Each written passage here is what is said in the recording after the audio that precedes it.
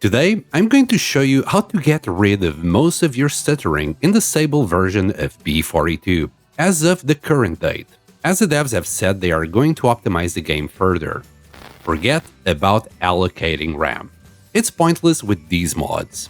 Install Tempo and Project Zomboid Optimizer mods. Remove the blood decals, lower your texture size, and remove any of these options to improve performance. Links are in the description. There you go, problem solved. Thanks for watching, and I'll see you next time. Bye! Okay, normies out of the way. This is for the ones that actually want to know why. A little bit of context is needed though. When I created my video on how to optimize Project Zomboid, it was a different era. Mods were the staple, and more often than not, you'd see people running games with a lot of mods. By the time I did a reset for B42 stable, I had subscribed to more than 700 mods for B41. And in any run, I'd be running somewhere between 200 to 400 mods at a time. In the situation where you're using a lot of mods, allocating more RAM helps. But I have RAM to spare to be able to do this. A lot of people asking me for help in the comments of my previous video did not have 64GB of RAM. In fact, quite a few had 8GB, some even less. This is important to mention since Project Zomboid requires a minimum of 8GB of RAM to run, and it seems a lot of people do not read that part. Saying allocating more RAM is also deceiving, since all that does is change the heap size. RAM is the total physical memory in your computer. The heap is just a designated pool carved out of that RAM for a specific program. So even if you designate 20GB of RAM to be used by the game, it doesn't mean it's always using it. It will only use as much as it's needed before the GC, garbage collection, an automated feature in many programming languages that finds and deletes a RAM memory that a program no longer needs, does its thing and resets it to the minimum RAM required at a particular moment. The reason it helps with very modded games is that the mods make the game run out of the heap really fast, which causes the GC to stall and destroy your performance. And that brings me to the minimum heap size. XMS. When I first did my video, I was repeating what I had read, and even though it worked for me, I didn't understand why. Thread on the description. XMS pre-allocates the minimum memory, basically removing the small hitches that happen when the PC reserves the memory, but it prevents the game from freeing up memory back to the system. Even if you set XMS to the same value as XMX, when the GC kicks in, it will delete all information that it does not need. As you can see here, I've set different values to XMS, and the GC does its job no matter what. In fact, it cleared more RAM when it was set to XMS 8 rather than when it was 4G.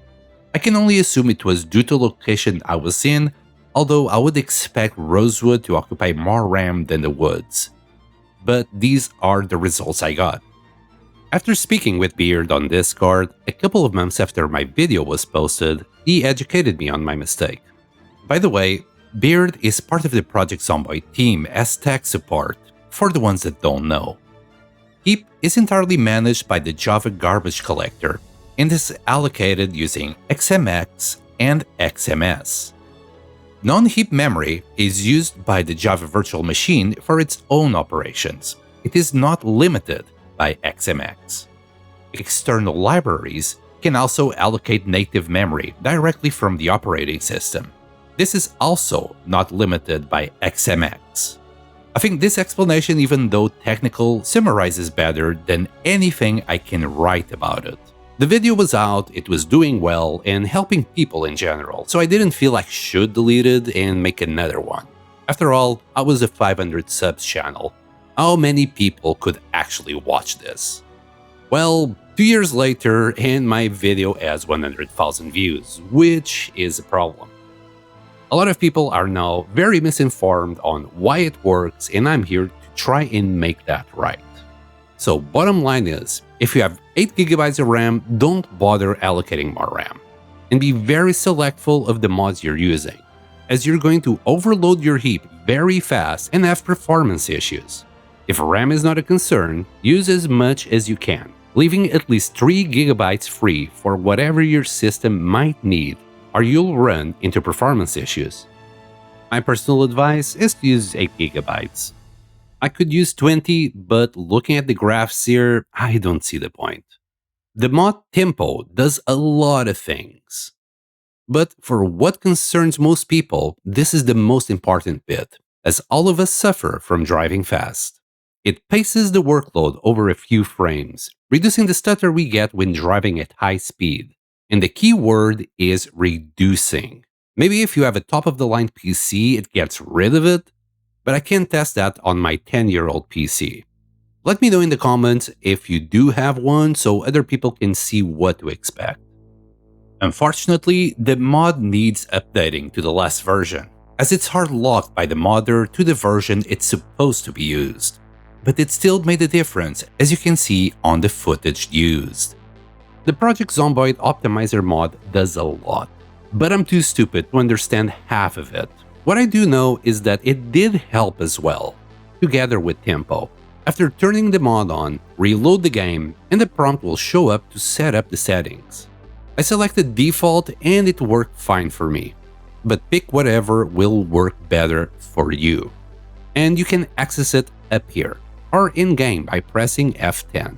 Also, of course, the mod developer just updated the mod today, and it provides instructions to allocate RAM. It doesn't invalidate what I said, even though the XMS value is there. But as I said, it does nothing, so go for it, if it makes your life easier. Make sure you use Auto Load Order on the mod menu screen, and it should set their order correctly. Any of these options is going to help ever so slightly, but the blood decals and the texture size is what has the biggest impact. So mix and match to your own PC. As time moves on, I'll create the frequently asked questions section on the pinned comment below, so please make sure you check it out. This time for real, I hope this will help you, and I'll see you next time.